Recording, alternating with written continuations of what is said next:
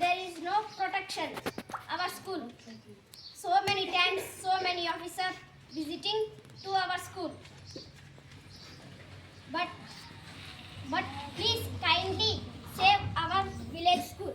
Our school, our life, our school, our future. Jai Hind, Jai Bharat Mata. Thank you one and all. జ్ఞానాన్ని అందించేటటువంటి పాఠశాలను మనము సర్వాంగ సుందరంగా తయారు చేసుకోవాలి.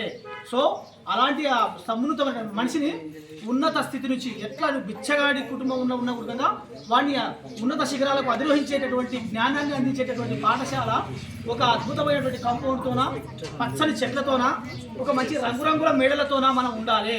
మన ఇల్లు ఎంత మంచిగా మనం ఇంట్రెస్ట్ పెట్టి మనం ఇల్లు కట్టుకుంటామో అంతే ఇంట్రెస్ట్ ఊరందరూ కలిసి అందరికి సంబంధించినటువంటి ఇల్లు కాబట్టి దేవాలయం, మన దేవాలయాన్ని ఎంత పవిత్రంగా ఉంచుకుంటామో అంతే పవిత్రంగా మన పాఠశాల మూలంగా సర్వాంగ సుందరంగా అన్ని హంగులు అన్ని సౌకర్యాలతో మనం ఉంచుకోవాలి.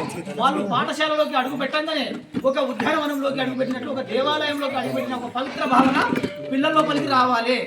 ఆ భావన రావాలంటే మన పాఠశాలను మనమే సరి చేసుకోవాలి. ఇక్కడ కేవలం ఎవరో అధికారులు లేకపోతే ప్రభుత్వమే వచ్చి చేయాలని లేదు.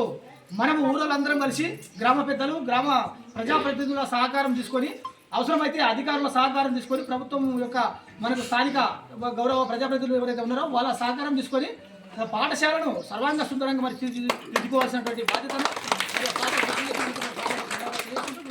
నెక్స్ట్ ఇంకెవరు నెక్స్ట్